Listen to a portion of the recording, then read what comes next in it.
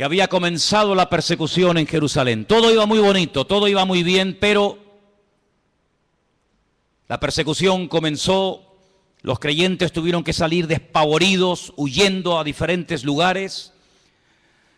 Y la Biblia nos cuenta en el capítulo 8 del libro de los Hechos la historia de uno de los diáconos de la iglesia primitiva. Eran varios, no nos cuenta la historia de todos, pero sí nos da detalles acerca de uno, personalmente, de Felipe.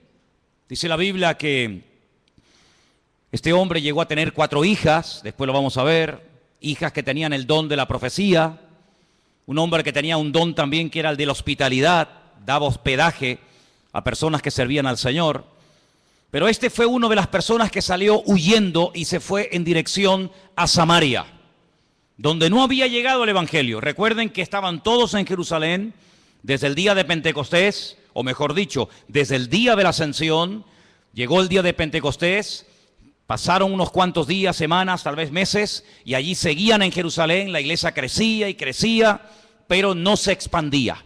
Crecía solamente en un lugar, y la voluntad del Señor era que fueran por todo el mundo, por todas las naciones de la tierra, por los 5 continentes predicando el Evangelio, pero ellos no iban a ir. Estaban muy cómodos, muy bendecidos, estaban muy a gusto en Jerusalén, a pesar de que a veces había prohibiciones por parte de las autoridades religiosas, sobre todo, de que no predicaran el Evangelio, pero ellos allí estaban muy cómodos.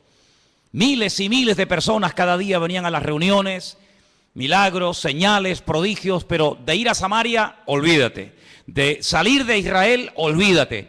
El Señor tiene que permitir una persecución, y en esa persecución dice que Felipe se va a Samaria, allí predica. Las multitudes reciben el Evangelio. Recuerden que el Señor Jesucristo había estado en Samaria, allí le había hablado a la mujer samaritana, ¿os acordáis? Dice la Biblia que los samaritanos le pidieron que se quedara allí con ellos, es decir, que era gente muy receptiva. Pero los discípulos no tenían ninguna intención de llevar el Evangelio a Samaria, por muchos motivos. Pero estando en Samaria, en el versículo 26, capítulo 8 de Hechos, dice que un ángel le habló a Felipe. Fijaros el sistema que el Señor utiliza para hablarle a Felipe estando en Samaria. Un ángel.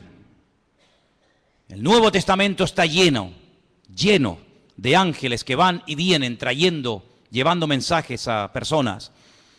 Y dice que un ángel le habló a Felipe y le da una orden concreta, muy clara de entender, y es la siguiente: levántate, ve hacia el sur. Él estaba en el centro del país, Samaria está en el centro. Dice, no, tienes que ir hacia el sur, por el camino que desciende de Jerusalén a Gaza, la famosa franja de Gaza. Allí es un camino que todavía hasta el día de hoy es un camino desierto, imagínense ustedes hace 2000 años. Entonces él se levantó y fue. Esto es muy fácil leerlo, ¿no? El Señor le habla a través de un ángel, lo deja todo y se marcha. Ya. Parece muy fácil, pero yo veo gente que llevan aquí años oyendo la voz de Dios, de alguna manera, no digo a través de un ángel, pero a través de predicaciones, a través de consejos, o a través de un libro cristiano, como sea, y todavía no han hecho caso. Sin embargo, Felipe no cuestiona, dice, pero ¿cómo me voy a ir yo a Samaria? ¿Y quién se queda al cargo de la obra? Yo he abierto esta obra, yo la estoy pastoreando, yo la estoy atendiendo, la gente es recién convertida, la gente es nueva. Aquí hay un mover de Dios tremendo. ¿Cómo me voy a ir yo de aquí? Y además, ¿a dónde? Me tendré que ir a un sitio mejor, ¿no? No, al desierto. No cuestiona la orden, no pone excusas, no dice yo no puedo, yo estoy demasiado liado ahora mismo, búscate a otro. Sino que dice que se levantó y se fue al desierto, en obediencia. Yo llamo a este hombre Felipe el obediente. Amén, hermanos. Felipe el obediente. No cuestiona, no duda, no pospone la orden, sino que dice, se levantó y se fue. Y sucedió, ahora sigue el resto de la historia diciéndonos, que un etíope, eunuco, funcionario de Candace, la reina de los etíopes, el cual estaba sobre todos sus tesoros y había venido a Jerusalén para adorar, volvía sentado en su carro leyendo al profeta Isaías. Ya había ido a Jerusalén, menudo viaje en carro, desde África, desde Etiopía hasta Jerusalén. Viaje enorme. No fue en avión, no fue en tren, no fue en coche, fue montado en un carro que por muy cómodo que fuera, pues imagínate. Y ahora volvía. El objetivo por el cual había ido de Etiopía a Jerusalén era para adorar a Dios. Primero, él no iba a poder entrar en cualquier parte del templo. Primero, porque no era judío. Segundo, porque era eunuco. Y por otras muchas cosas más.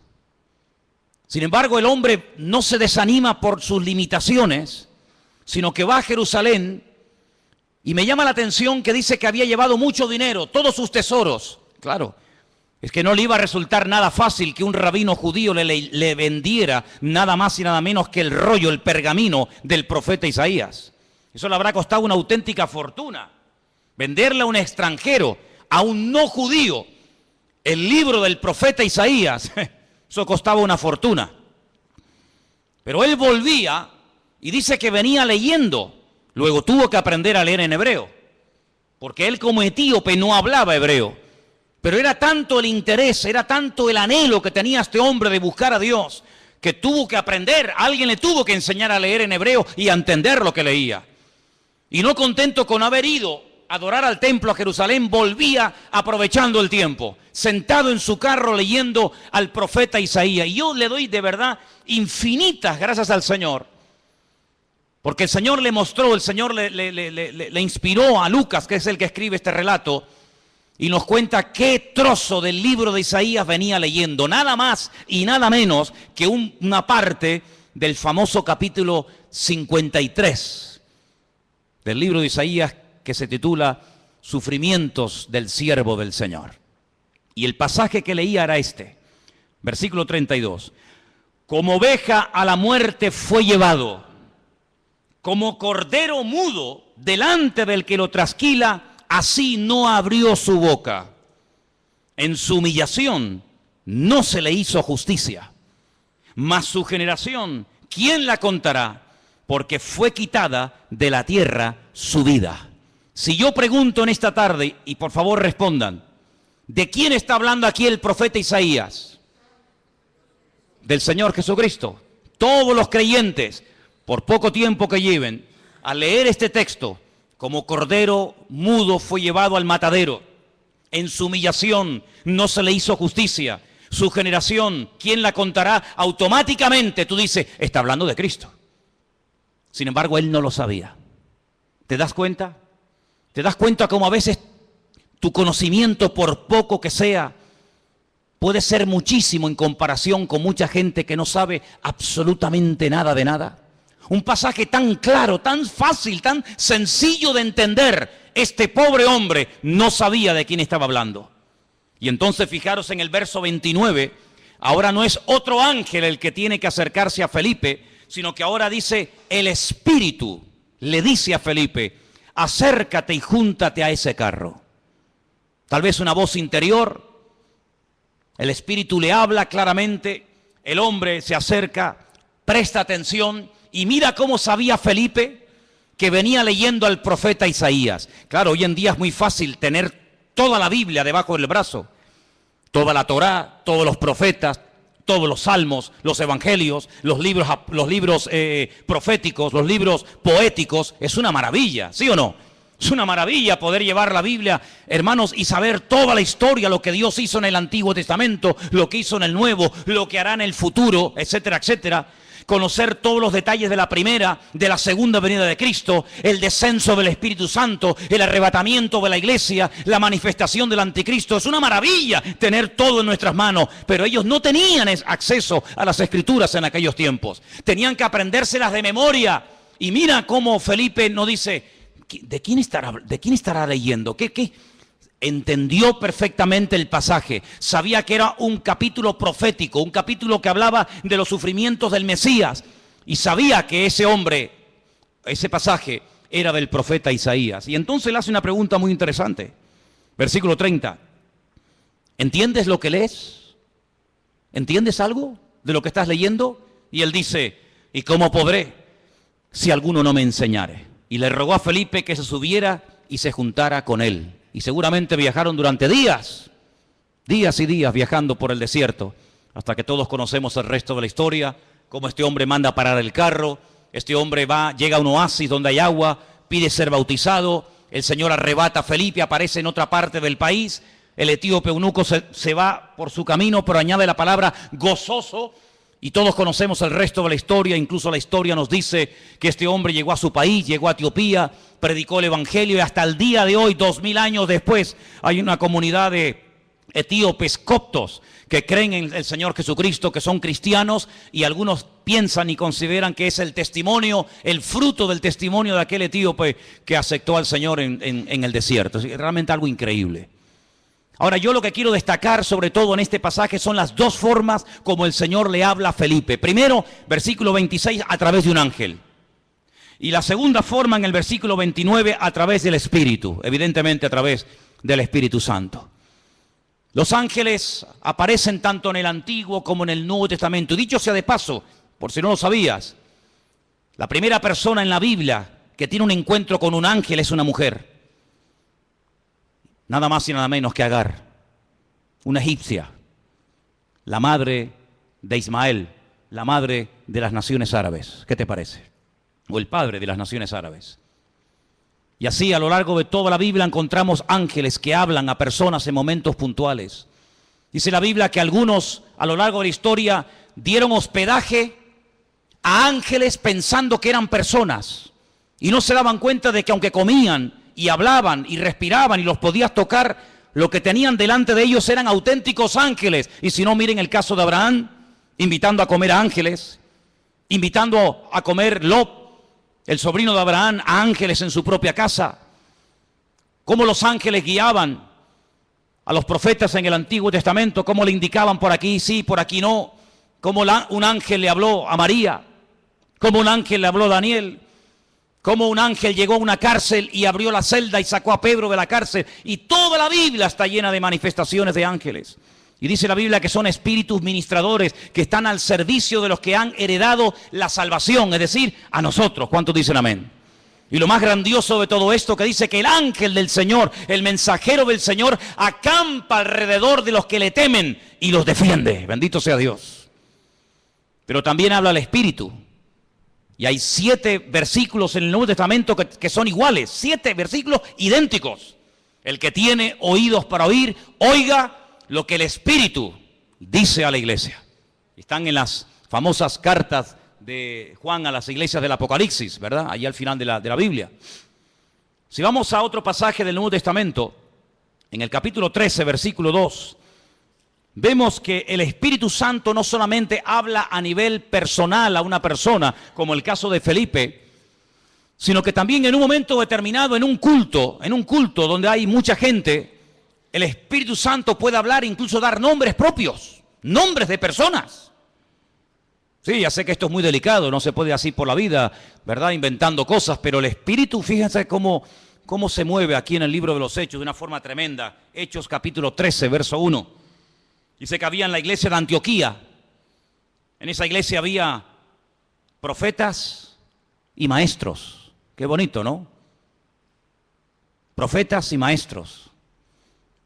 Y el nombre de estos profetas o maestros eran, pues uno era Bernabé, otro se llamaba Simón, otro era Lucio, otro era Manaén y otro era Saulo. Dice, ministrando estos al Señor y ayunando, dijo el Espíritu Santo, así claro, directo, contundente, apartadme a Bernabé y a Saulo para la obra a que los he llamado. Entonces, habiendo ayunado y orado, les impusieron las manos y los despidieron. Y ellos entonces, enviados por el Espíritu Santo, descendieron a Seleucía y de allí navegaron a Chipre. Sí, el primer viaje misionero de la historia, primera pareja, primer grupo de personas, en este caso 2, Bernabé y Pablo, llamados específicamente en un culto público para la obra misionera, fue porque el Espíritu Santo habló a la iglesia. Y necesitamos como nunca antes que el Espíritu Santo hable a nuestras vidas y hable en nuestras congregaciones. ¿Cuántos dicen amén? 2 formas como Dios puede hablarnos y revelarnos su palabra a través de un ángel. Pero cuidado, porque el apóstol Pablo, profundizando más en el tema, dice, si un ángel del cielo se os presenta y os predica otro evangelio diferente al que habéis recibido, al que habéis oído, tenerlo por anatema, tenerlo por maldito. Porque no hay otro evangelio más que el que yo os he predicado. ¿Cuántos dicen amén? La Biblia nos enseña que en el mundo angelical se produjo una vez una auténtica rebelión. Porque Dios no creó a los ángeles como robots, incapaces de rebelarse, sino que vemos que antes de la rebelión, antes de la caída y desobediencia del hombre, ya previamente algunos, no todos, algunos de los ángeles ya se habían rebelado en contra del Señor. Es un misterio si todavía se pueden seguir rebelando o no. Lo dejamos ahí en puntos suspensivos. Pero Dios los creó con la capacidad de rebelarse en contra del mismísimo Creador y en algunos casos lo hicieron. Y por otra parte, el Señor Jesucristo dijo que cuando Él se fuera, Él le rogaría al Padre para que enviara a otro Consolador para que estuviera con su pueblo para siempre. Dice, y Él tomará de lo mío y os lo hará saber. Él os recordará todo lo que yo os he dicho. Él os enseñará lo que ha de venir. Por lo tanto, la iglesia tiene que afinar los oídos para oír la voz del Espíritu Santo hablando a su corazón. ¿Cuántos dicen amén? Pero hay otras formas como Dios puede revelarnos su voluntad. Capítulo 9 de Hechos, un poquito más adelante. Capítulo 9 nos relata la conversión de Pablo. Es el único personaje que en 3 ocasiones diferentes en el mismo libro nos cuenta su testimonio. Capítulo 9, capítulo 22 y capítulo 26. Interesantísimo, ¿eh? Qué conversión tan espectacular tuvo que ser la de este hombre. Qué impacto tan grande produjo la conversión de Saulo, que no se cuenta una vez ni dos, sino 3. 3 ocasiones contando su testimonio en 3 lugares y circunstancias diferentes. En el capítulo 9, cuando el apóstol Pablo está recién, por así decirlo, impactado por el Señor, el versículo 10 dice, había entonces en Damasco un discípulo llamado Ananías, a quien el Señor le dijo en visión. Otra forma, el Señor le dijo en visión. No es algo que se inventó. No es algo que él dice, me parece que no. El Señor le habló claramente a través de una visión y le menciona por nombre. Le dice Ananías. Luego la visión no es para Juan, no es para Pedro, no es para Tomás, es para ti, para Ananías. Y él dice, heme aquí, Señor. Y el Señor le dijo, levántate y ve a la calle que se llama Derecha. Busca en casa de Judas a uno llamado Saulo de Tarso, porque él está allí orando. Sí, las instrucciones que le da el Señor son tremendas. No hay género de duda. No puede ir a cualquier parte. Es a la calle llamada Derecha, a una casa cuyo dueño se llama Judas. Y tiene que orar por un hombre que se llama Saulo, que además ha nacido en una región, en una colonia romana que se llama Tarso, y que está allí orando. Madre mía, como para equivocarte, hijo. Ha visto en visión a un varón llamado Ananías, que entra y le pone la mano encima para que recobre la vista. Ya Pablo sabía que el que iba a orar por él, el que le iba a ministrar, se llamaba Ananías. Es interesante esto, ¿eh? Podríamos hablar mucho acerca de cómo incluso el que va a recibir oración ya sabe quién va a ir a orar, a imponerle las manos para que recobre la vista. Así que fue una visión lo que el Señor le permite tener a Ananías. Que el Señor sabía que estaba allí, que en cualquier momento podía utilizarlo como instrumento para ir a orar por una persona que a priori Ananías dice, pero Señor, es un peligro, yo me juego la vida si voy a orar por este hombre. Porque dice Ananías, verso 13, Señor, hemos oído de muchos acerca de este hombre. ¿Cuántos males ha hecho a tus santos en Jerusalén? Este hombre es peligroso. Este hombre no se anda con chiquitas. Y aún aquí tiene autoridad de los principales sacerdotes para aprender a todos los que invocan tu nombre. Y el Señor le da instrucciones y lo calma, ¿verdad? Y le dice, tranquilo, porque vas a orar por un hombre que va a ser un instrumento tremendo en mis manos. Este hombre va a llevar mi nombre en presencia de los gentiles y de reyes y de los hijos de Israel. Fíjate qué triple ministerio. Porque yo le mostraré cuánto le es necesario padecer por mi nombre. Medida por medida, como dice el refrán. Él ha hecho padecer a mis santos, yo le haré padecer a él. Así como él hizo padecer a los demás, también él experimentará en carne propia lo que sufre un creyente cuando es perseguido, cuando es calumniado, cuando es encarcelado, cuando es torturado. Así como él lo hizo a los demás, yo permitiré que se lo hagan a él, para que él sepa también lo que sufrieron aquellos que recibieron su justo trato, ¿verdad? Así que ya vamos por 3 formas diferentes. Vimos en el verso 26 un ángel. En el verso 29 el Espíritu Santo hablándole a Felipe. Ahora en el capítulo 9 vemos al Señor hablándole a través de una visión a un discípulo llamado Ananías en la ciudad de Antioquía. Si vamos, por ejemplo, al capítulo 17 del libro de los Hechos, versículo 10, fijaros qué interesante esta porción. Hechos capítulo 17, versos 10 y 11. Inmediatamente los hermanos enviaron de noche a Pablo y a Silas hasta Berea. Ellos, habiendo llegado, entraron en la sinagoga de los judíos. Y estos eran más nobles que los que estaban en Tesalónica, pues recibieron la palabra con toda solicitud, escudriñando cada día las Escrituras para ver si estas cosas eran así. Así que creyeron muchos de ellos y mujeres griegas de distinción, dice aquí, y no pocos hombres. La forma más tradicional, la forma más normal, como en el día de hoy a nosotros nos puede y nos debe de hablar el Señor, es a través de las Escrituras, a través de la palabra escrita del Señor. En ella vamos a encontrar las respuestas a todas nuestras preguntas. En ella vamos a encontrar ejemplos. En ella vamos a encontrar personajes que se encontraron en situaciones muy parecidas o similares a las tuyas. ¿Qué hacer en momentos de calumnia, de soledad, de enfermedad, de incomprensión? ¿Qué hacer cuando quiero agradar a Dios y me cuesta deshacerme de ciertas y determinadas ligaduras o obligaciones, entre comillas, que me impiden servir al Señor? En la Biblia vas a encontrar la respuesta a eso y a mucho más de lo que tú te puedes imaginar. Y por eso queda reflejado, queda plasmado en el libro de los Hechos que los hermanos de Berea eran personas, dice la Biblia, nobles, porque dice que cada día escudriñaban después del mensaje si lo que Pablo les acababa de enseñar era realmente así o no era así. Eso es como si ahora al terminar el culto, yo cojo y me voy a casa y ustedes se reúnen aparte en este salón o por varios grupos y comienzan a debatir, comienzan a hablar entre ustedes diciendo, hermanos, pastor, esta tarde nos ha hablado de esto, ¿qué opinas? Pues oye, lo que ha dicho es cierto o no es cierto, o lo dice aquí o lo dice allá. Así hacían los hermanos de Berea, pero no con un espíritu crítico, no para buscarle el fallo, no para criticar o cuestionar la enseñanza, no, sino para reafirmarse en lo que aparentemente parecía del Señor, pero ellos querían no solamente oír, sino que la palabra avalara, que la palabra, ¿verdad?, apoyara el mensaje, la enseñanza del apóstol Pablo, lo cual me parece excelente. ¿Cuántos dicen amén? Personas que se abrían, bueno, tú tienes algo que decir, venga, sube, compártenos, predícanos. ¿Has terminado? Sí, ¿tienes algo más que decir?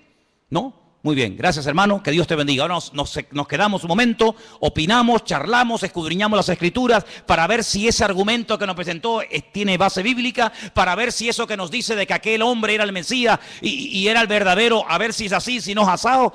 Realmente algo increíble. Así deberíamos de ser todos nosotros. El apóstol Pablo le recomendaba a su hijo en la fe, a Timoteo, entre tanto que yo voy, ocúpate en la enseñanza, en la lectura y en la exhortación. Y le dice algo tremendo. La otra noche me desperté con ese texto y hasta sabía dónde estaba ese versículo que está en 2 de Timoteo 3:16. Toda la Escritura es inspirada por Dios. ¿Cuántos conocen ese versículo? ¿Lo buscamos? 2 de Timoteo 3:16. Vamos a leerlo juntos, por favor. Versículo que deberían ustedes de aprenderse de memoria. Muy útil en estos tiempos. Dice así, 2 de Timoteo 3:16. Vamos a leerlo juntos. Toda la Escritura es inspirada por Dios, útil para enseñar, para redarguir, para corregir, para instruir en justicia, a fin de que el hombre de Dios sea perfecto, enteramente preparado para toda buena obra. Así que cuando usted busca ser instruido, ser enseñado, ser amonestado, ser confrontado, vaya a la palabra y la palabra le va a hablar. Si usted tiene una buena actitud, si usted verdaderamente quiere aprender, si usted verdaderamente quiere corregir cualquier error doctrinal, cualquier mala costumbre de su vida, vaya y a la luz, al espejo de la palabra de Dios, el Señor le va a hablar, porque la palabra dice que es útil. Y ayuda al que está empezando, ayuda al que lleva mucho tiempo, ayuda al que está pensando dar un paso de fe, ayuda al que está un poco decaído y no sabe qué hacer, ayuda al nuevo, al viejo, nos ayuda a todos. La palabra de Dios es tremendamente útil. ¿Cuántos dicen amén?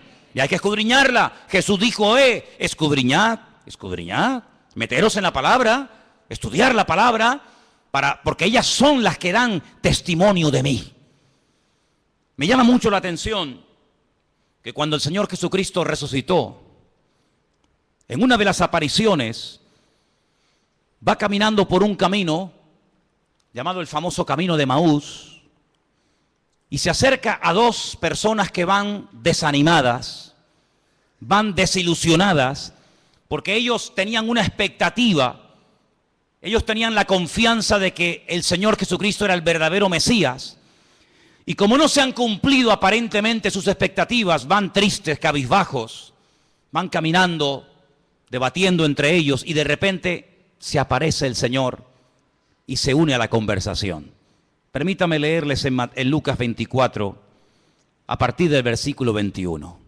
Presten atención porque de verdad que es una porción tan interesante, tan edificante. ¿Qué hizo el Señor para levantar el ánimo? ¿Qué hizo el Señor para quitar la tristeza, la desilusión de los corazones de estos dos hombres sinceros que esperaban algo que aparentemente no se cumplió? Veamos. Lucas 24, versículo 21. Nosotros esperábamos que Él era el que había de redimir a Israel. Fíjate qué ilusionados estaban. Por fin ha llegado el Redentor, el Mesías. Esperábamos la redención de Israel. Y ahora, además de todo esto, hoy es ya el tercer día que esto ha acontecido. Parece como que por un momento les pasa por la mente el hecho de que Él había dicho que al tercer día resucitaría. Así que ya van 3 días, no lo hemos visto resucitado. No se cumplió la expectativa que teníamos en Él de que redimiría a Israel de la opresión del yugo romano. Volvería a ser instaurada la monarquía, un descendiente de la casa del rey David nos traería la libertad. Por lo tanto, todas nuestras ilusiones y nuestros sueños se han venido abajo, se han roto. Versículo 22 dice, aunque también nos han asombrado unas mujeres de entre nosotros, las que antes del día fueron al sepulcro y como no hallaron su cuerpo, vinieron diciendo que también habían visto visión de ángeles, quienes les dijeron que Él vive.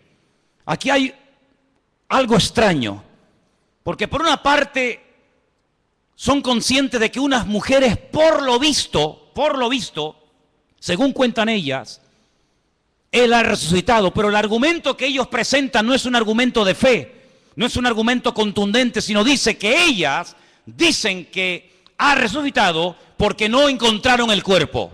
Pero no dicen, no, Él ha resucitado, sino que simplemente se agarran al comentario de decir, bueno, dicen que ha resucitado porque no encontraron el cuerpo, pero vete tú a saber. No están muy convencidos de que aquel testimonio era correcto. Además, perdonen las hermanas, en los tiempos de la Biblia, los testimonios de las mujeres no tenían ningún valor. Una mujer daba testimonio de que había visto un crimen, un asesinato o cualquier otra cosa, y no era válido el testimonio de una mujer.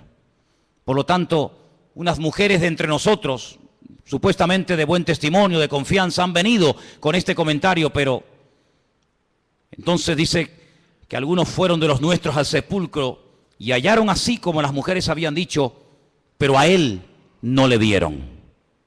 ¿Pero cómo le van a ver si ha resucitado? Si te quedarías más tranquilo saber que algunos de los nuestros fueron al sepulcro y lo vieron allí, entonces ¿qué testimonio hay en eso? Algunos de los nuestros fueron a comprobar si verdaderamente había resucitado y cuando llegaron allí no lo vieron. Pues ¿te parece poco testimonio? Es que ese es el gran testimonio, es cuando hemos ido a Jerusalén y nos metemos dentro del sepulcro y algunos hermanos, no siempre, pero algunos me preguntan, dicen, una pregunta ahí, ¿y qué hemos venido a ver aquí? Digo, aquí, nada. Aquí hemos venido a ver una cueva vacía, una tumba vacía. Este es el gran testimonio. Si viniéramos aquí y viéramos que está ocupada, te aseguro que yo no hubiera venido aquí tantas veces. Pero lo grandioso de nosotros es que vamos a Jerusalén y vemos una tumba que está totalmente vacía y se puede visitar. ¿Cuántos dicen amén? Si estuviera ocupada, pues menuda ruina. Vana sería nuestra fe, dice la Biblia. Ahora escucha bien esto. Esto es tremendo. Entonces Él les dijo, ahora habla el Señor. Hasta ahora han hablado ellos. Ahora va a hablar el Señor y les dice: oh insensatos y tardos de corazón para creer todo lo que los profetas han dicho. Tardos de corazón. ¿Por qué os cuesta tanto creer? Eso significa tardos de corazón. ¿Por qué tardáis tanto en creer? Una pregunta, ¿hay alguno entre nosotros que sea tardo de corazón? ¿Alguien que le cueste creer? ¿Has oído el testimonio de fulanito? ¿Has visto la vida cambiada de no sé quién? ¿Has oído el milagro de tal? ¿Has escuchado al pastor predicar? ¿Has escuchado el otro día a otro chico predicando? ¿Has ido a una iglesia por aquí? ¿Has ido a una iglesia por allá? Bueno, todavía no estás convencido. Eso se llama ser tardo de corazón. No tenemos que ser tardos de corazón. Tenemos que estar abiertos a creer lo que hay que creer y a rechazar lo que no hay que creer, hermano. ¿Cuántos dicen amén? Hay gente que lee el periódico y todo lo que leen se lo creen. Tienen una fe impresionante en el periódico. O ven un programa de televisión y se creen todo lo que los que han estado en esa tertulia acaban de decir. Pero después cuando leen la Biblia, la dudan y la cuestionan. O sea, en el periódico no hay que tener fe. Donde hay que tener fe es en la palabra de Dios. ¿Cuántos dicen amén? No, es que el periodista el otro día dijo que no sé qué. Pero bueno, ¿el periodista quién es? ¿Es algún profeta? Me dice, tardos de corazón. ¿No era necesario que el Cristo padeciese estas cosas y que entrara en su gloria? ¿Es que acaso ha ocurrido algo por casualidad? ¿Es que se le ha ido de las manos el control al Eterno? ¿No era necesario que ocurriera todo esto? Su muerte, su crucifixión, su rechazo, su resurrección. ¿Era necesario todo esto? Todo ha salido perfecto. Todo ha salido perfecto. Es que Pilato podía haberle librado de la muerte, pero gloria a Dios que no lo libró, aunque suene fuerte, ¿sí o no? Gloria a Dios que no dijo, pues no, yo aquí mando, yo soy el gobernador y os vais todos para casa. Yo a este hombre lo encuentro inocente y lo perdono. Venga, Jesús, vete para casa. Menuda ruina. Yo doy gloria a Dios que Pilato, a pesar de que sabía que era un hombre justo e inocente, lo mandó a crucificar. ¿Tú no? Yo me alegro muchísimo de que nada ni nadie pudo librar de la muerte al Señor. Nada ni nadie. Yo le doy gracias al Señor de que aguantó la tentación de no bajarse de la cruz cuando le decían, si eres el Hijo de Dios, bájate y demuéstralo. Él podía haber dicho, pues mira, te lo voy a demostrar, hombre. Ya me tenéis hasta las narices. Pero yo doy gracias al Señor de que no se bajó. Yo doy gracias al Señor que se murió y que murió como tenía que morir. Y también doy gracias al Señor porque todas las profecías que estaban escritas acerca de Él se cumplieron perfectamente. Y por eso Él les dice, todo esto era necesario. Y comenzando desde Moisés, desde la Torá, el Pentateuco, siguiendo por todos los profetas, Isaías, Jeremías, Habacuc, Sofonías, Abdías, Malaquías, etcétera, etcétera, etcétera, les declaraba en todas las escrituras lo que de él decían. Aquí menciona a Moisés, la Torá, menciona a los profetas y menciona las escrituras. Y con esas tres palabras en hebreo forman la palabra Tanaj. Así se llama el Antiguo Testamento en hebreo, Tanaj, que es la unión de la Torá, de los Neviín y de los Ketubín, de los profetas, de los escritos y de la ley de Moisés, la Torá. Y les abrió los ojos y les mostró cómo a través de las escrituras tenían que creer que lo que había ocurrido no era producto de la casualidad. Y por eso, amados, nosotros tenemos hoy en día una herramienta tremenda. Podemos estar seguros de que Jesús no fue un impostor. Podemos estar plenamente convencidos de que el Nuevo Testamento no es una historia inventada, de que Jesús no es un mito, un personaje histórico, pero que a la hora de la verdad no existió. Nosotros podemos tener la completa seguridad de que la palabra que tenemos en nuestra mano no ha sido ni tergiversada, no se la ha quitado, no se la ha añadido. Es una palabra perfecta. Y el cielo y la tierra podrán pasar, pero su palabra permanecerá por toda la eternidad. La palabra de Dios es la fuente de nuestra fe, es la base, el fundamento de nuestra creencia. Las profecías se cumplieron todas, no faltó ni una por cumplirse. Y no eran producto de la casualidad, sino que todo estaba bajo el control del Señor. Y hoy en día les digo, hermano, que ese Dios que controló la primera venida de Cristo, tiene todo bajo su control, y todo lo que está ocurriendo porque Dios así lo está permitiendo. ¿Cuántos dicen amén? Porque ni una hoja de un árbol se cae sin permiso del Señor. Y cuando el Señor esté a punto de venir, y cuando tenga que manifestarse el anticristo, y cuando vengan los dos testigos, y cuando venga la señal de la bestia, y todo eso que hemos estudiado durante años, todo ocurrirá como tiene que ocurrir, porque la palabra de Dios es viva, es eficaz, y es verdadera, y es perfecta, y no se equivoca, y tenemos en nuestra mano el mejor regalo del mundo, la salvación y la palabra del Señor. ¿Cuántos dicen amén? Gloria a Dios por la palabra de Dios. Gloria a Dios, hermanos. Pues léanla, estúdienla, escudriñenla. Si alguien busca voluntad de Dios, métete en la Biblia, métete en la palabra, levántate temprano, acuéstate más tarde si quieres, y comienza a leer y a buscar por aquí y a buscar por allá, y seguro que el Señor te hablará tu vida, porque el Señor siempre habla a través de su palabra. Fíjate qué poder tan grande tiene la palabra de Dios, que hasta Cristo la usó para atacar al diablo cuando era tentado en el desierto de Judea. Podía haber usado cualquier otro argumento, ¿sí o no? Pero sin embargo, ¿qué hizo? Usar la palabra. Escrito está, escrito está, escrito está. Y con esas palabras desmanteló las tentaciones del diablo y pudo tener un ministerio eficaz, un ministerio victorioso, porque la palabra de Dios le da efectividad a nuestra vida. Bendito sea Dios. Así que hemos visto cómo los ángeles pueden ser en un momento determinado usados por el Señor para hablarnos.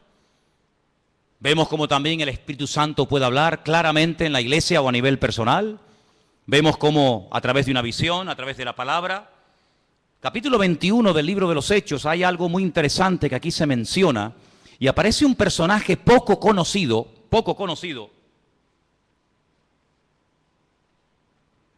pero que trae un mensaje muy interesante. Estamos en el libro de los Hechos, capítulo 21, versículos del 8 en adelante. La intención de Pablo es ir a Jerusalén. Él está de visita en la casa de Felipe. Volvemos otra vez a mencionar a Felipe, aquel que le testificó al etíope eunuco en el desierto, ¿os acordáis? Ahora está viviendo en Cesarea. Se menciona no el nombre de su esposa, pero sí nos dice la Biblia que tenía 4 hijas que eran profetisas, eran doncellas. Vamos a leer. Hechos capítulo 21, verso 8. Al otro día, saliendo Pablo y los que con él estábamos, fuimos a Cesarea, y entrando en casa de Felipe, el evangelista, ya no es el diácono, ahora ya tiene un título, ahora ya se le reconoce que tiene un ministerio, y es el de evangelista. Dice que era uno de los 7, posamos con él. Este tenía 4 hijas doncellas que profetizaban. Qué bonito, ¿no? 4 hijas doncellas que profetizaban. Pero a Pablo no le dijeron nada. Es interesante, ¿eh? 4 hijas doncellas que profetizaban, pero a Pablo no le comunicaron absolutamente nada. Tiene que venir un varón, versículo 10, permaneciendo nosotros allí algunos días, descendió de Judea un profeta llamado Agabo. No hay ningún libro en la Biblia, libro del profeta Agabo, pero era un profeta, eso lo dice la Biblia. Y dice que vino a vernos, tomó el cinturón, el cinto de Pablo, se ató los pies y las manos y dijo: esto dice el Espíritu Santo. Agárrate. Así atarán los judíos en Jerusalén al varón de quien es este cinto, y le entregarán en manos de los gentiles. Tremendo, ¿eh? Si el Señor le está advirtiendo, no prohibiendo, que es muy diferente, ¿eh? Una cosa es que Dios te advierta de un peligro, y otra cosa es que Dios te prohíba hacer o decir o ir a un determinado lugar. Aquí el Señor no le está prohibiendo a Pablo nada, sino le está advirtiendo: esto es lo que te va a pasar si subes a Jerusalén. Es como cuando David consultaba con el Señor, tomando el efod, dice la Biblia, consultaba palabra del Señor y decía: Señor, por esta gente que yo he dado tanto, esta ciudad que yo liberé, esta ciudad por la que yo di mi vida y mis soldados se jugaron la vida para liberarla, si yo me quedo aquí y vienen a reclamarme mi vida, ¿los habitantes de esta ciudad me entregarán sí o no? Y le dice el Señor, sí te entregarán, seguro, no te quepa la menor duda. ¿Qué hace David? Sabiendo que si se queda en la ciudad le van a entregar, David coge y se marcha. Tenía las dos opciones, era algo futurible, algo que podía ocurrir. Depende de la actitud del que recibiera el mensaje. Si te quedas te entregan, si te vas no pasa nada. En este caso, Agabo, este profeta que viene de Judea, le dice al apóstol Pablo, mira, así como yo me estoy amarrando con tu cinturón, es un mensaje objetivo para que lo entiendas, así como me están amarrando con tu cinturón, así te van a amarrar a ti como subas a Jerusalén. ¿Qué hace Pablo? Sigamos leyendo. Versículo 12. Al oír esto, le rogamos nosotros y los de aquel lugar que no subiese a Jerusalén. Entonces Pablo respondió, y miren lo que dice, ¿qué hacéis llorando y quebrantándome el corazón? Porque yo estoy dispuesto no solo a ser atado, mas aún a morir en Jerusalén por el nombre del Señor Jesús. Tremendo, ¿eh? Como no le pudimos persuadir, desistimos diciendo, hágase la voluntad del Señor. A veces le decimos a una persona, no hagas esto, no hagas tal, no hagas cual. Pero en resumidas cuentas, lo que tenemos que orar es, Señor, que se haga tu voluntad en la vida de esta persona. Obligar a una persona a hacer algo que en el fondo no quiere hacer no sirve de nada, porque en cuanto te dé la espalda lo va a hacer. Señor, yo ya le he hablado, Señor, yo ya le he dicho lo que hay, lo que le puede pasar, pero que se haga tu voluntad, porque yo no soy Dios. Haz tú la obra en este hombre o en esta persona. ¿Cuántos dicen amén? Tú sabes lo que te va a pasar. Te van a atar, te van a meter mano, lo vas a pasar mal. Te pedimos, por favor, hermano, que no subas. Yo no sé, y permítame dar una opinión personal, yo no sé si Pablo se equivocó. Yo no sé si Pablo tenía que haber sido más precavido y podía haber dicho, bueno, pues, ¿qué necesidad tengo yo de subir a Jerusalén? Voy a seguir predicando en otros lugares. Yo no sé si Pablo pecó de imprudente. Lo que está bien claro es que Pablo no tenía la prohibición de no subir. Si el Espíritu le hubiera dicho que no subiera, Pablo no hubiera subido, te lo puedo asegurar. Porque Pablo era un obediente a la voz del Señor. Había momentos en los que Pablo quería ir a predicar a un lugar y el Espíritu se lo prohibía y Pablo no insistía. Pablo decía, bueno, pues si no quiere el Señor, no voy y punto. Había momentos en los que Pablo se dejaba descolgar en un canasto por un muro para salir huyendo, porque él entendía que era el momento de huir, pero hay momentos en los que es el momento de quedarse. Y Pablo entendió que tenía que subir a Jerusalén a pesar de lo que le han advertido que le va a pasar. Luego, aquí hay un mensaje profético personal en la vida de Pablo, que Pablo lo tiene en cuenta, pero por encima de esa palabra profética, por encima de esa palabra de advertencia, diríamos más bien, el apóstol Pablo decide subir y todos conocemos el resto de la historia. La vida de Pablo dio un giro total y absoluto a raíz de esa decisión de subir a Jerusalén. Sabemos todos, en fin, todo lo que se le vino encima. Dios puede hablar también, ¿cómo no? A través de palabras proféticas, sí, claro que sí. Pero Pablo, por encima de la palabra profética, y este era un profeta verdadero y genuino, por encima de esa palabra, pone el sentir de su corazón y su relación con Dios, y el argumento que presenta es este: no me estéis lloriqueando ni quebrantándome el corazón, porque quiero dejar bien claro que no solamente estoy dispuesto a que me aten y me torturen, sino estoy dispuesto incluso a dar mi vida, si hace falta, por la causa del Evangelio y por mi Señor Jesús. Lo tenía clarísimo en su vida. Así que hemos visto cómo los ángeles, el Espíritu Santo, a través de una visión, el Señor también con voz audible, como no, a través de profecías, pero también hemos visto muchas veces en la palabra de Dios que Dios habla a través de sueños, ¿sí o no? Muchas veces. El caso de José, el caso del otro José, el del Nuevo Testamento, que dice que dice la Biblia que el Señor le habló en un sueño, que tenía que aceptar a su mujer, que no la había engañado, que no le había mentido, ¿verdad? Hay momentos en la Biblia en los que Dios habla a través de sueños. La Biblia dice que una de las señales de los últimos tiempos es que los ancianos tendrán sueños y los jóvenes tendrán visiones. Lo dice el profeta Joel en el capítulo 2. Los jóvenes tendrán visiones y los ancianos soñarán sueños. Y si quieres saber si eres joven o anciano, pues mira a ver qué estás. O estás teniendo visiones o estás teniendo sueños. Y ahí ya sabes por dónde van los tiros, ¿no? Pero dicho sea de paso, lo más importante de todo esto es siempre lo que la palabra de Dios termina como conclusión diciéndonos. Podemos tener sueños, podemos tener visiones, podemos tener un sentir. Alguien nos pudo decir por ahí no sé qué cosa, pero no te olvides que el Señor hoy en día, como habla a su pueblo y a su iglesia, es a través de su santa y bendita palabra. ¿Cuántos dicen amén? Es a través de la palabra de Dios que sabemos lo que tenemos que hacer. Y quiero terminar leyendo en Hechos capítulo 1. Hechos capítulo 1, para que veáis cómo hay un texto que en aquellos días de espera, desde la ascensión de Cristo hasta que llega el día de Pentecostés, ellos están estudiando la palabra, ellos están analizando las Escrituras y llegan a un texto que dice lo siguiente, Hechos capítulo 1, versículo 20. Hechos 1, versículo 20. Esta palabra que vamos a leer, ellos la leyeron del Salmo 69. Salmo 69 dice así. Está escrito en el libro de los Salmos: sea hecha desierta su habitación y no haya quien more en ella. Tome otro su oficio y tome otro su oficio. Ellos interpretaron por este versículo del Salmo 69, repito, ellos interpretaron que había quedado un vacío cuando Judas, uno de los discípulos, se ahorcó y se quitó la vida.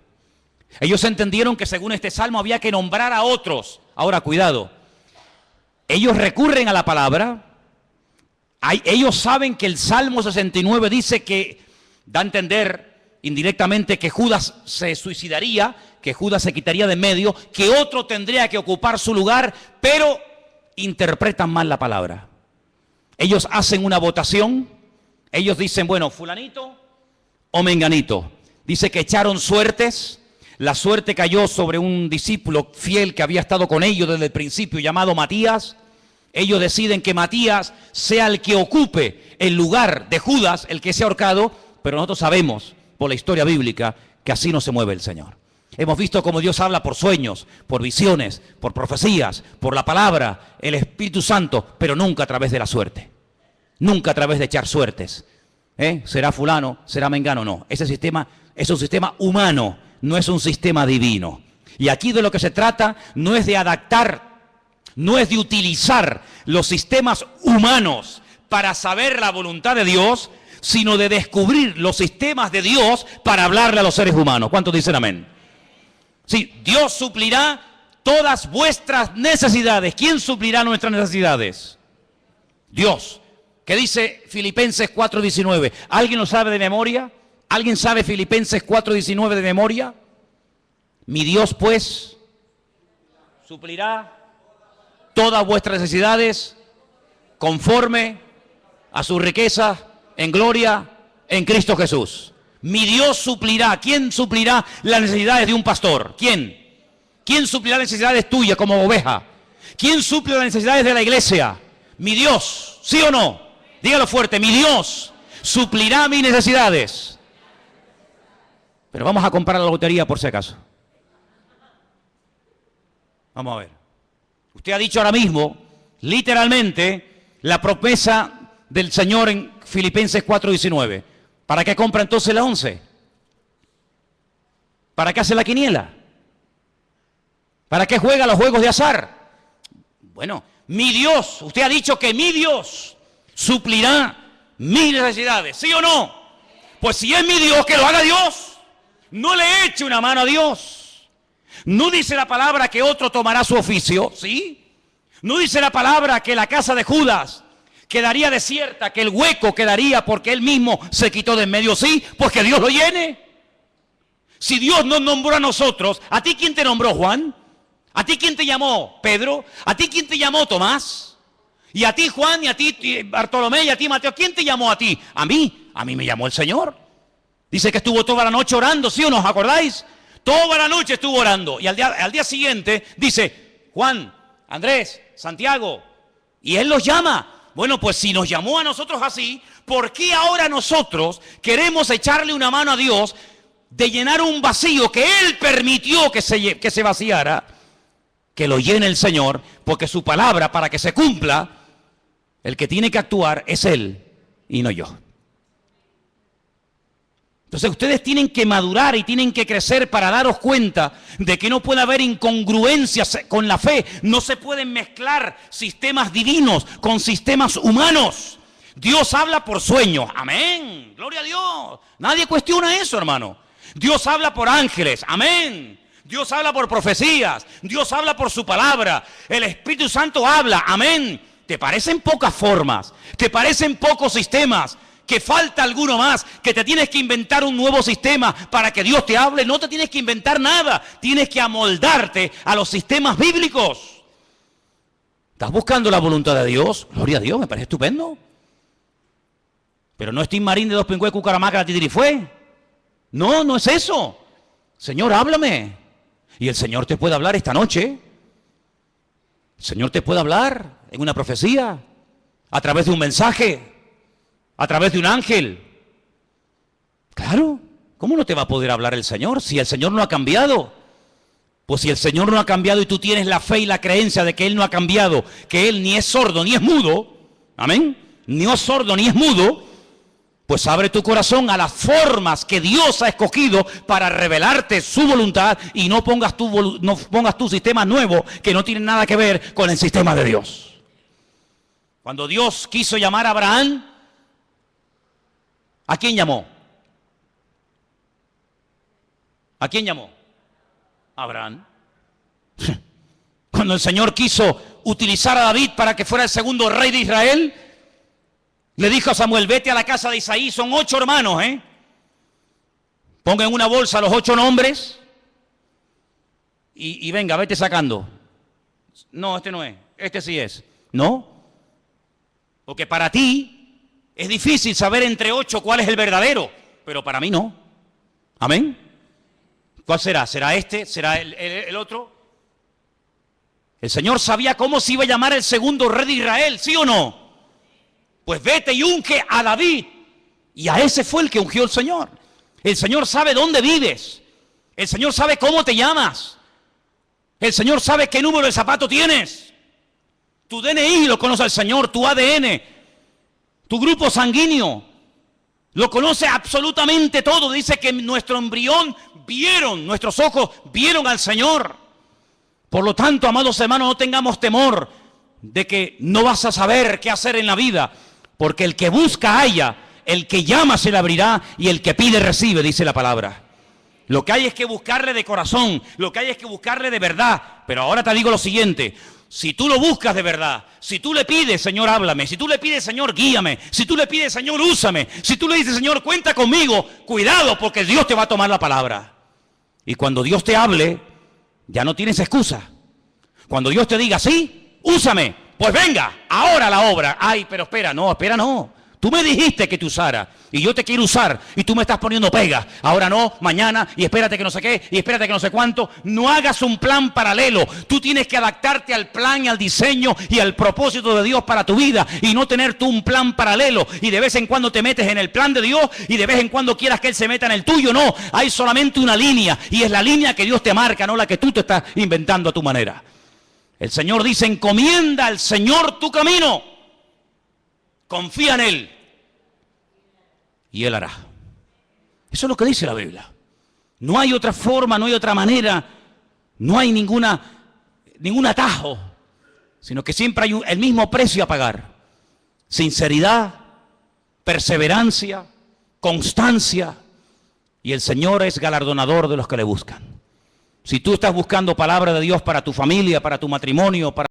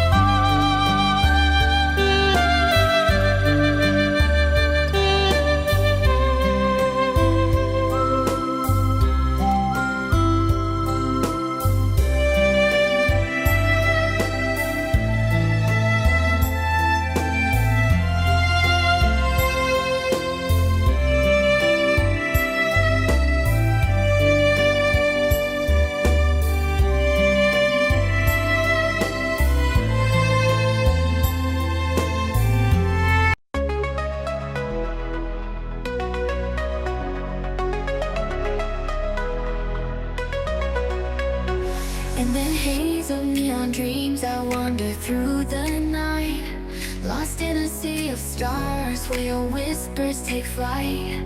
Electrified emotions, they dance around my heart, in this digital garden where we never have to part.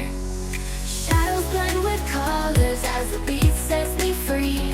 Every note a memory, every rhythm you and me. Echoes of you in synth waves, feel you near in a pulsing haze. It is such a world where we collide. You love the rhythm in my mind, in my mind. With the glow of city lights, our shadows intertwine in this kaleidoscope of love where the past and future align.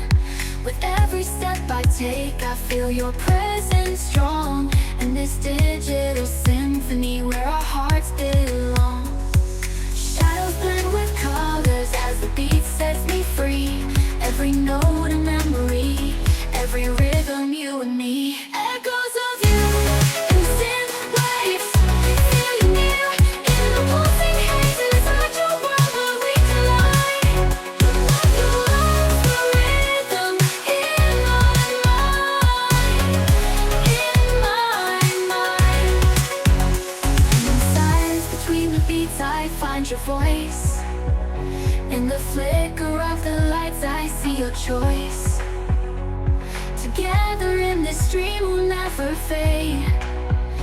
In the echoes of our love we'll always stay.